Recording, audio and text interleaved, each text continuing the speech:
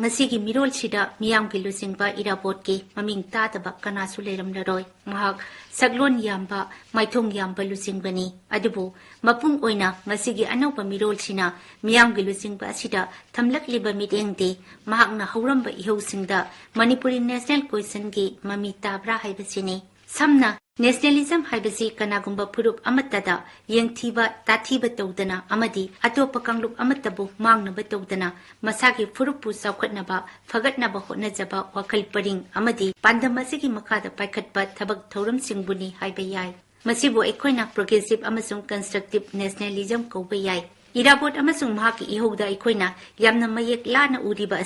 asiguba makhalgi nationalism ni British imperialism amasung ningthogi mayokta irabotna hokhiba ihau asi masida yumpham oiragani irabotna tungan ba lamdamda tokhaina khunda leita duna laikhraba manipuri singi marakta unity purakna ba hotnakhiba amadi manipur gi territorial integrity ngaknaba amadi top saktam amathamna ba honaramlibasi asigumba makhalgi nationalism gi spirit tani Irabot masaki sahi kunmanga kuntaruk surakpa matamda Manipur gi yamna chawba ahoba amasung awat padi mamalon Manipuri da tamnaba lairik lairamdaba asini awat pa asimen khatnaba irabotna inkumja lising machamapan kunithoi da Manipur gi ahanba se pong maitei janu makutna iduna amasung edit tawduna phongba hokhi kumja lising machamapan kunthani thoidagi irabotna chawba kamal amadi angang halga loinana Manipur sahitya sanmelini linkhatki Sahi simaktada irabotna school singda tamnaba mitei loan gi textbook ibagi thaudang lokhi loinana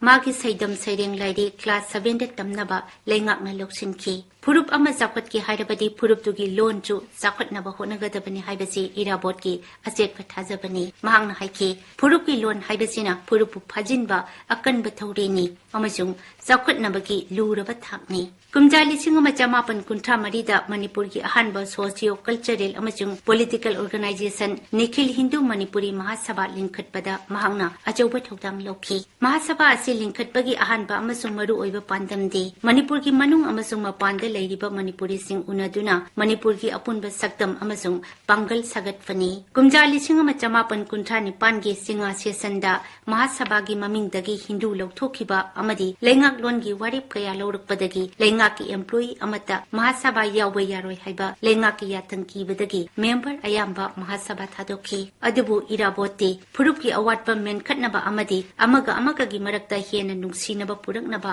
masagi lopari kunmanga saramba thada lupa kunmanga tolop phanglamba sadar panchayat member gi pham thadokduna miyam gi thogal tokhi kumja lising ama chamapan kuncha mapan nifugi anisuba nupilal thorakpa matamdasu mahasabha gi member singa ira vote ka wakal khenarakpadagi ifong phongna praja sanmelini linkhatuna nupilal da ira vote na chauna charuk yakhi Masigi damak mahakpu phaduna jail da thamki masidagi hauraduna irabotna tokai taduna leiramlaba nupi kanglup singpo ningthina sem charba apunba force ama oina semgatki irabot nationalist ama oina haurai mahaki ihosu anti colonial amasung nationalist movement oina sagalaki taseng namak irabotna yamna wajakhiba amadi thamoi sokna nungai jakhidabati manipuri singi marakta tinaba yadaba amasung unity leitaba asini purup singi marakta pukjal khojel tinana amata oina leiba haibasi irabot ki pambani madumakna irabotna yamna popular oiba ingraji wahai united we stand divided we fall haibadu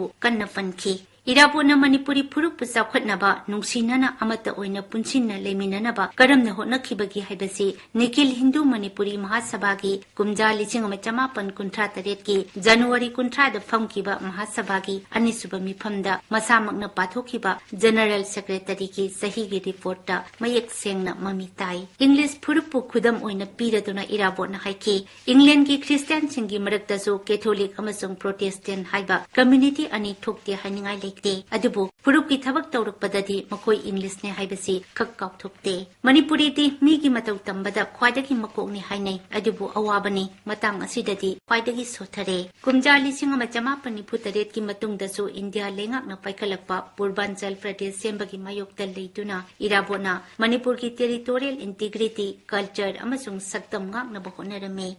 kumja lising ama chamapan nifunipan gi mayai chansilakpa aduwaidagi de irabot ki Nationalist movement asi Marxism da yumpham oiduna militant oiba struggle chathaba haurakhi. Irabot na mirot oiduna sagalakhi ba iho asida Manipuri national question gi wafam mamita kibra haibasi haujikti yamna hangningai oirakli. Kumja lising ama chamapani phumapan gi October 15 da Manipur bo India na loksilaba matungdadi Irabot amasung mahak mari leinana yamna chawba sayetnaba amadi tasengba pakum phangba ngamdriba wahang ama thorakli. Irabot na India gi manungda leiba pamkhibra natragana tonganba ningtamba Manipur ama oina leiba pamkhibra. Irabot na Manipur gi damak mangjaramba manglan asi karino ahanba wahang asigi paukumda Dr. Y Mohendra na hai Irabot na pamjarambadi ningtamba India da Manipur na awat apa leitaba leibak ama oibani. Ani supa wahang asigi matangda soyam satradhari na asumna motpi. Irabot ki lengak longi asengba pirepti. Manipur di ningtamba leibak ama oina leijaraga anem awang leitaba socialist kunai ama sembani. Mataki wahang sing asigi sayet naba paukum singi marakta Irabot na Marxism da yumpam oiraga sagat kiba nationalist movement asida Manipuri nationality ki wapam yaubra haibasiso atopa wahang amani.